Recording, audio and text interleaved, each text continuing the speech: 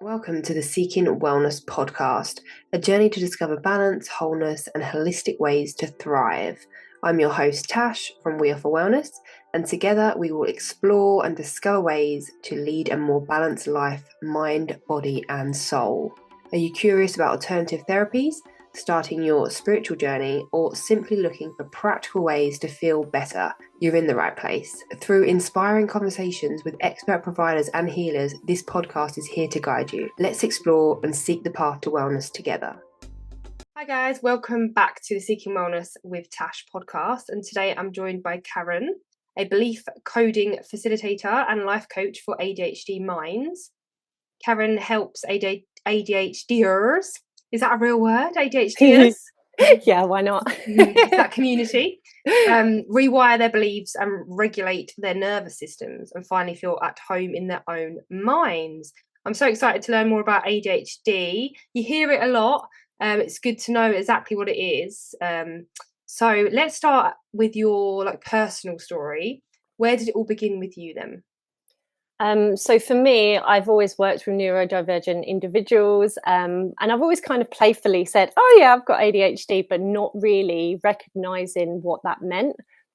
And then when I got with my partner, she was like, by the way, do you know you've got ADHD? And I was like, yeah. And she started to do more and more research, and I was like, oh my God, this explains so much. And then I was working in a school last year, and then we did an ADHD course, and I was like, tick, tick, tick. Oh my God, I tick all the boxes. And so it kind of went from there, really. Then I created the ADHD Alchemist because I'd already had a holistic business, but I was like, oh, who are my clients? And it just made so much sense to me. And then I started getting the ball rolling for getting an ADHD diagnosis, and here we are today. And how long did it take for that diagnosis? So that actually took 8 months, which is surprisingly quick, really. Yeah. And I can go over that if you like about trying to get a diagnosis the quick way versus the long way. What is that then? Because I understand maybe going through your GP takes ages, or you have to pay. This is UK I'm talking about. Yeah. So just within the UK, and this doesn't include the Isle of Man either. It's down the path of right to choose. So you do go via your GP, but you pick a practice that is private. So if you go to right to choose, Google search, whatever it is, you'll be able to find the forms and then give them to your GP, and then the process starts from there. It's a lot quicker than if you just go directly with the NHS.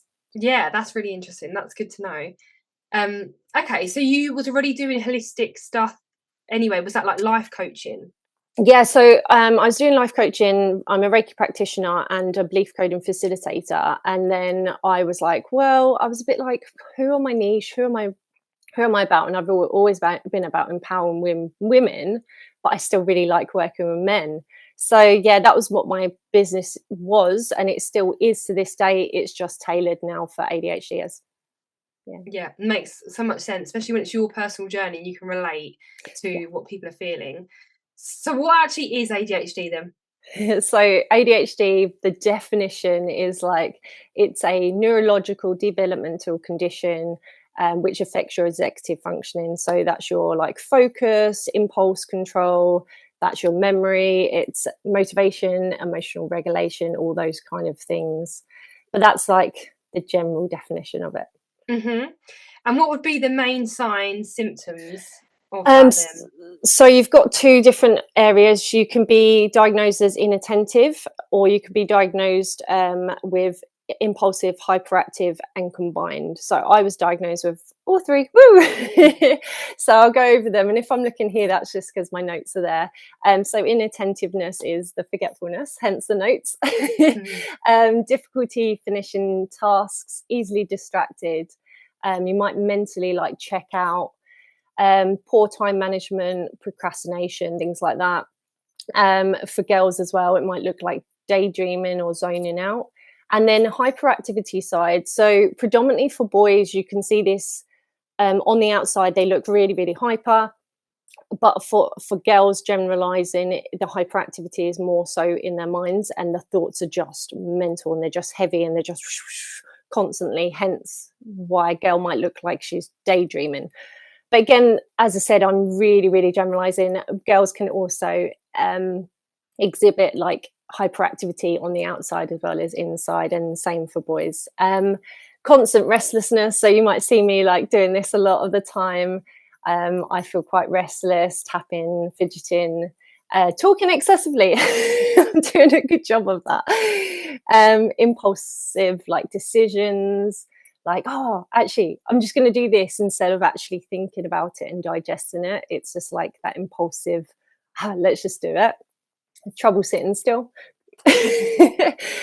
Just always feeling in the go, and as I said, like mentally busy. So that's not the whole set of it, but that's the umbrella of the diagnosis. There's other aspects of it, like the emotional dysregulation, mood swings, how we can look very emotionally reactive and kind of have a blowout and things like that. That's because we've not been taught how to emotionally regulate, and that's part of our that's part of our I've forgotten the word of my executive functioning. Sorry, that's part of our executive functioning. So that's a lot of information, but that rings true to me as well. Does it? So I've recently been going through counselling with my partner, actually, relationship counselling. And first of all, the counsellor thinks I've got ADHD, and now it's changed to autism. But I don't think, and it just comes out my mouth often. So, and I get like word vomit where I can't stop talking. I fiddle all the time. Like my partner gets annoyed. I can't just sit there. I have to be fiddling. I can't just sit on the couch. I need to be doing other things. I'm very like that. Overthinking, like my brain constantly has stuff going in. It just never is chill. But then does it overlap with, could it potentially also be autistic, or is it just one or the other? They all kind of merge. Do you know much about that? And I may get the statistic wrong on this, but I believe it is 70% of people who have ADHD, 70% of people are most likely to also have autism as well. So then that would come under the umbrella of ADHD. So it's very, very common, and probably vice versa as well. If you've got autism, then same goes. So, and a lot of people are seeing that, and it's a really interesting one, because if you've got autism and ADHD, they're just completely like the opposites. It's like, generally speaking, autism, you potentially black and white. You feel like you need structure, whereas ADHDers are like, I need spontaneity in my life, and I just want to I want to be free. So I kind of feel like I've got some autistic tendencies about me as well. So I wouldn't be surprised if I'm ADHD as well. So I need routine, I need structure. I flip out without that control. I emotionally go crazy if I didn't plan something and something happened. Sensitive to sound, like the TV is if it's too loud, like I just freak out. If the dogs are barking and the TV's on, it's all too much. So it could be all of these, and I'm only just learning that now. I'm 33 and I'm just learning myself. I think a lot of people are only just recognizing this in themselves, and that's because of the awareness of ADHD and autism and neurodiversities. It's fantastic. So people are starting to join the dots and go, hold on a second. Oh, I thought that was just me. No, oh my God, like it's not. And sensory overwhelm, I mean, I that's not completely on the the three symptoms that they diagnose with, but it's a massive thing. I'm exactly the same. I can go to a friend's house, and if their TV is on too loud, I can feel myself shutting down, and I'm like, but I've got to the point now that I can just say, do you mind if you can turn that down? Like it's too much for me, or I'll go and take a seat in another room. But before, I would sit there and just suffer. But my own music, I can whack up. Absolutely fine. Yeah, because you're controlling it, I guess. So how does that affect our lives then? So we have this potentially ADHD or even autism, but we're talking about ADHD. How does it affect our work, our relationships, anything like that? So what I stress a lot to people is, when you've got ADHD, we have actually abandoned who we ultimately are to fit into a society, to conform. So we are constantly conforming. So that's what we want you to think about when you're putting pressure on yourself to show up, to be organized. that might not be innately who you ultimately are. It's a learned behavior, and you're having to show up differently. And then that provides more stress, overwhelm, burnout, and creates a shame cycle.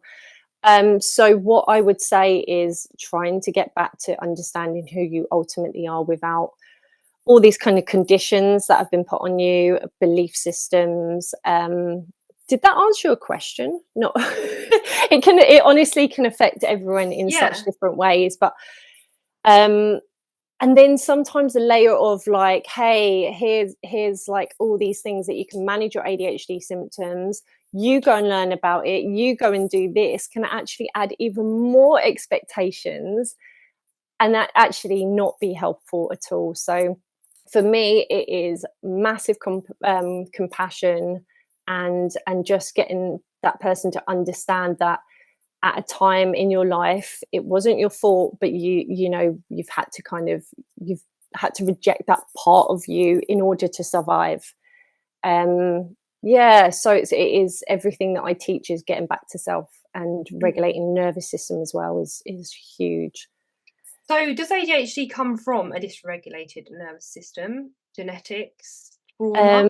So it's an interesting one that, there's different aspects. So some people say, yes, it's genetic. Some people say, like Gabor Mate will say, it's trauma based. And, while we were developing as young children, if you were surrounded by chaos and a lot of trauma, then your brain didn't develop the way it was meant to. A lot is also said through womb trauma or birth trauma.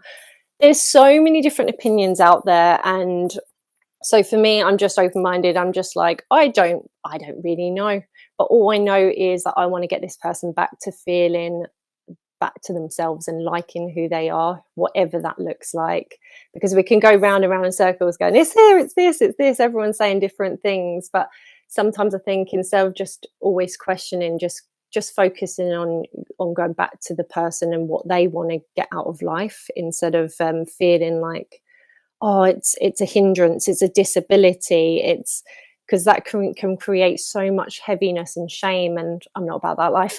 I'm really not. So I mean, myself, I went through grieving and being like, oh, I wish I had a normal brain, and oh, I wish I could think normally, and then I had to think, well, why am I thinking like that? Again, it's because society and its expectations and the conforming came in. But when I actually do what I want, and I show up in my life how I want, I feel bloody brilliant. So I don't know if that's answered your question. Hopefully it has. Yeah, so there's an awareness, compassion piece. So getting to know yourself, knowing why your brain thinks like that. Yes.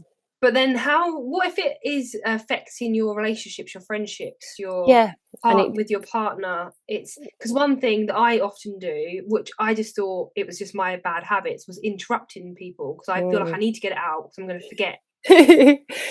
And so I guess, it's awareness, but then also it looks really rude and annoys people when you do that.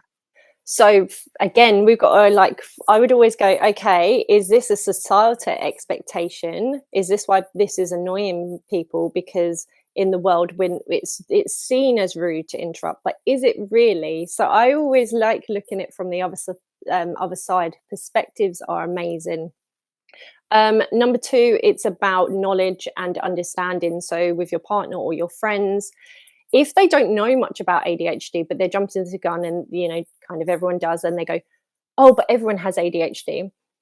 My question to them would be, okay, what do you know about ADHD? And a lot of people actually don't know enough, and so they're jumping on the bandwagon of what everyone else is saying. So I would say to them, okay, it's not for me to tell you what ADHD is.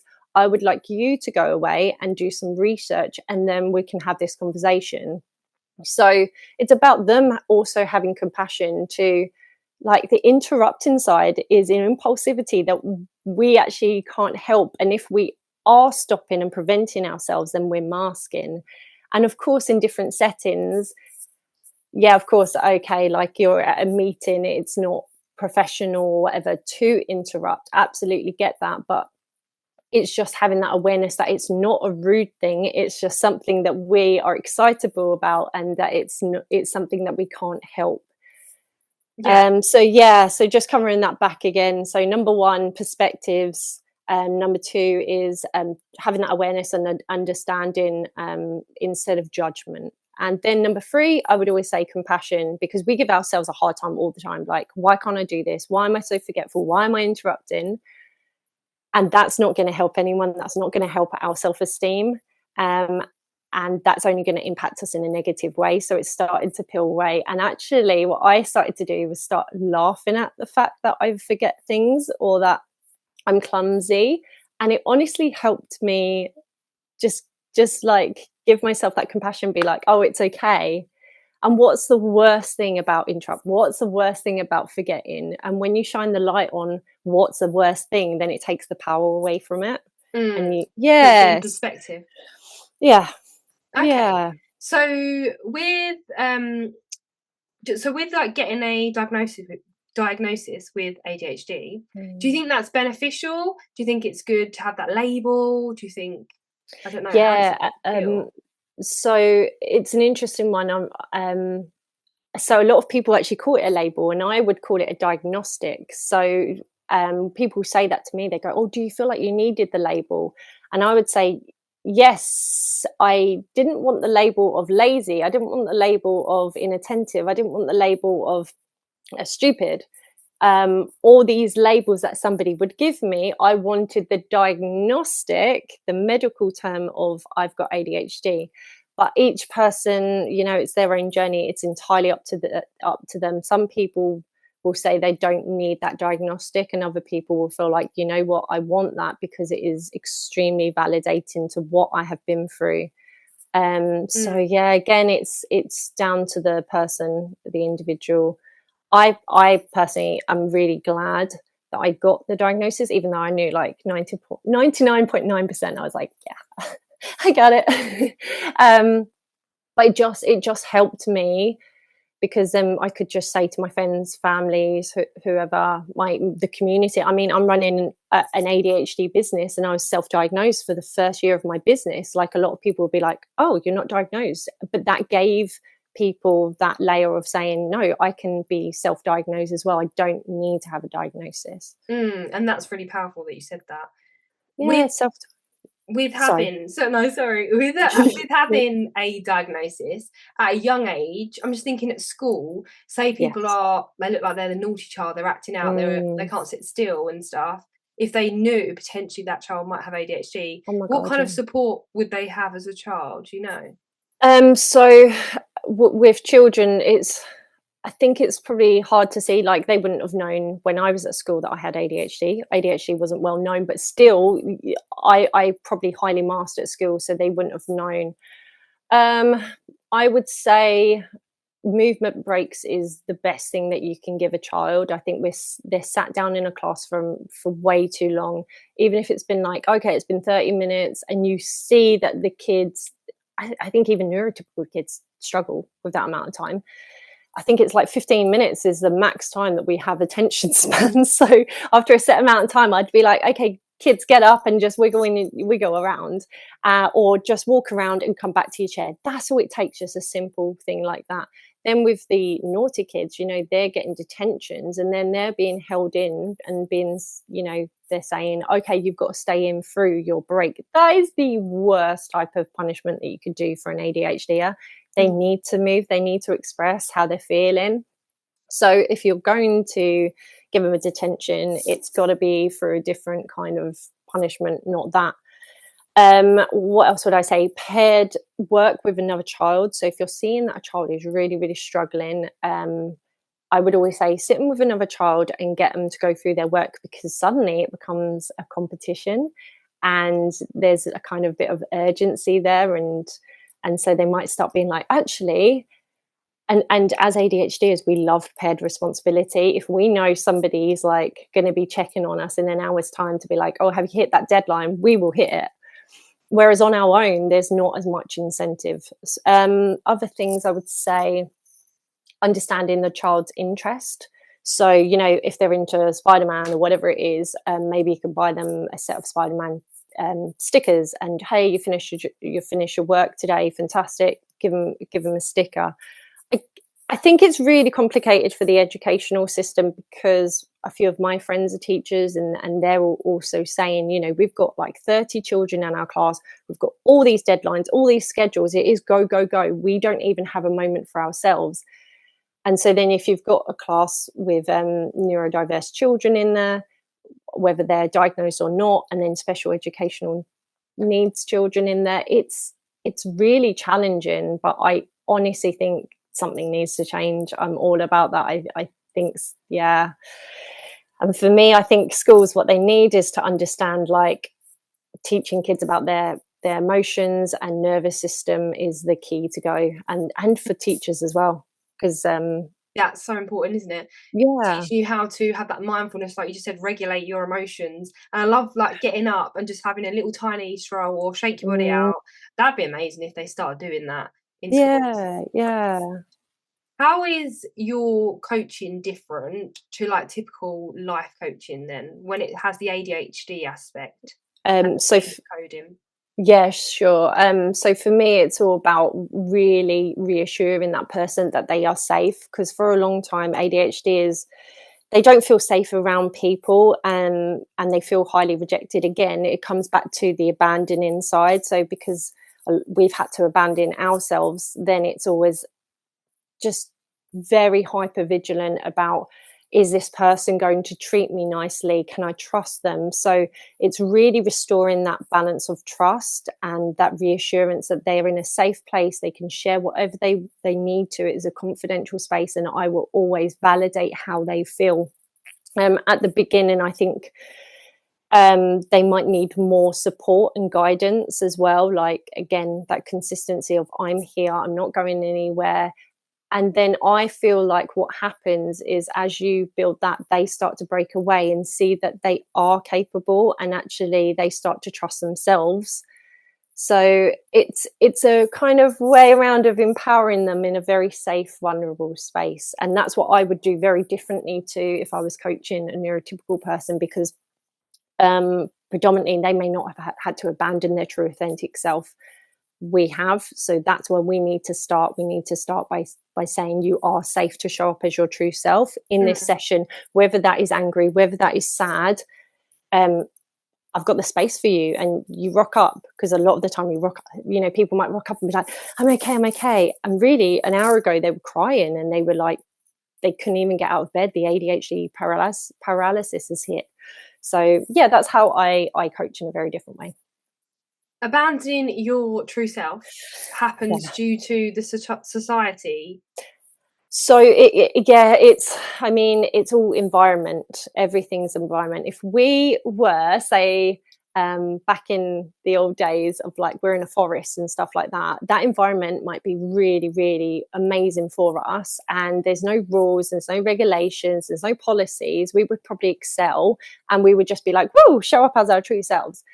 But because, you know, it's 2025, we have all these things in place that tell us that how we should act and what we should be doing, and we feel like we have to conform to that. We are losing that innate ability to listen to our intuition and to know who we ultimately are. And yeah, we do that because our environment is not safe. It's different for different people. It might be, you know, childhood trauma. It might be, I don't know, you went to school and you were humiliated in front of a teacher and all the children started laughing. Boom, it is not safe to be my fullest authentic self. From now on, I'm going to people please. So it could be things like that. So that's all potentially your subconscious Oh belief. yeah. Is that what belief Yes. coding relates to? Yes, so belief coding is looking at your belief systems, but it's more than that. It is getting back to the root cause of your belief system. So you've got, I don't know, discomfort of social anxiety on a daily basis. You have no idea where that came from. You might have a rough idea, but belief coding allows you to get back to the root core experience. So did it happen, you know, in your lifetime? This is where it gets potentially woo-woo, in the womb or past life. And then we go back to that experience and we give you what you needed. What did you need in that experience? Did you need to feel confident? Did you need to feel empowered? Did you need to feel safe? We give you that, and then basically it's like rewiring your whole programming. So when you come back out of that, boom, social anxiety gone. So how do we know if it was past life or womb that's obviously influencing our subconscious? Okay, so what we do is we use what's called the emotion chart. So this was inspired by Dr. Nelson Bradley using the emotion code. I have to take a step back and now explain what emotions are and trapped emotions. So when we have a negative experience, a lot of the time our body is able to work through that and clear the what we call the trapped emotion, the stored energy. But when it's quite a harrowing, difficult situation and we've not been able to process that emotion, then it kind of gets stored and stuck within our body. So we use a chart which has all these different emotions, and by using muscle testing, kinesiology, we work out which emotion that we need to go to. Once we've worked out the emotion, say it's like disappointed, we'll use the muscle testing technique to then find out where we need to go. So when we're using the muscle testing technique, we're talking to our subconscious, and basically we're standing up and your body is answering. I'm not sure how much sense I'm making of this. It will move, it will jolt a certain area. Yeah, and anyone can do this. You're literally just standing there, and so you're asking yourself, say, my name is Tash, my name is Tash. Now your body will indicate, your subconscious will answer yes or no by moving forwards or backwards. So say that you move forward when you said, my name is Tash, then that is your yes response. But if you said, my name's Billy Bob, and you've moved backwards, that is your no response. I am 33 years old. It would say yes, moving forward. That's your truth. So you are 33. I'm 101. No, I'm not. So it's going to move backwards. So using that method, kinesiology, then we move on to the emotion chart and we say, right, is the trapped emotion of it's not safe to be my authentic self in like, it's hard to explain without the actual thing, but is it in column A, B, C, 1, 2, 3, 4, 5? Then we find the actual trapped emotion. And from there, okay, trapped emotion, disappointed. Did this occur in my lifetime? Using the kinesiology, yes, it happened in my lifetime. Cool. Then we go to whatever age group that was. If it's a no, boom, is it in the womb? Yes, we go to the womb. If that's a no, boom, then we go to a past life. So it's just trusting in your body. And that's what I love about it, because you're not having to know consciously where you're going. You're not actually moving your body. You're standing there and you're like, okay, I'm just moving, and everyone's blown away by that point. So your body knows. Your body knows. Your body always knows. There's a fantastic book by, I'm going to say his name wrong, anyway, Body Keeps the Score. I knew you were going to say that. Body Keeps the Score, yeah. And that's remarkable, that explains a lot. And as I said, the emotion code book explains a lot as well. We are all just energy at the end of the day. So when we're asking ourselves, our energy is responding. So yeah, and that's how we find out where it's all come from. That's so interesting. Have you done that for yourself? Oh yeah, I can't believe how many. I've probably had over 30 belief coding sessions from other facilitators, and I've probably done over 20 belief coding sessions on myself. So the changes are absolutely amazing and vast. It's because, as I said, when we're changing that kind of event, that memory, that feeling, then it changes the discomfort. And you're, how you like get triggered in the moment for something, that longer than triggered with that. You've like broken the tie. Yeah, you've broken the tie. That's a great way of explaining it. So yeah, that's really cool. I've never heard of that before. I know. Obviously, I know we're all energy. There's trauma in the body, and like tension relieving exercise, like shaking, etc. Even like breath work or things like that can shake up the trapped energy. But yeah, I never knew that, your body could give you those answers.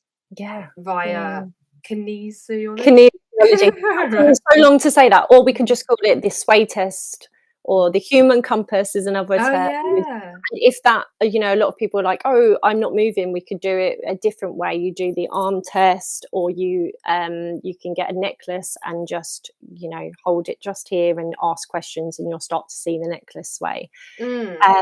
yeah, it's really, really incredible. As I said, anyone can do it. You just stand there and ask your body and see which way you sway. I feel like you're going to do it after we've come off. Yeah, my partner's gonna be like, "What the hell are you doing?" Yeah, that's really cool. We'll look into that. And then I guess from when you found out the base, the core, you then can rewire it, and it takes a while, does it, to rewire to new So beliefs? it's instantaneous. So we will work on the first section of the session is looking at any negative beliefs. Say again that discomfort of social anxiety. What's your negative beliefs? I don't believe in myself. Everyone's going to laugh at me, and then we put the reverse in. Like, I'm amazing. I'm so confident. I am brilliant at public speaking, whatever it may be, and we put those in at the end of the session. So while you're in that kind of brainwave state and you're feeling very good, and we've altered the kind of experience, then we're putting in those new positive beliefs. So going forward, you actually believe them, and we test that at the end of the session. And yeah, 9 times out of 10, you say we've got 8 new beliefs. They believe them on a subconscious level because we test that using kinesiology. So it's fascinating. Yeah, amazing. If someone's listening to this and Yes. they think they know someone with ADHD, or they are aware that someone has ADHD, how can they support them?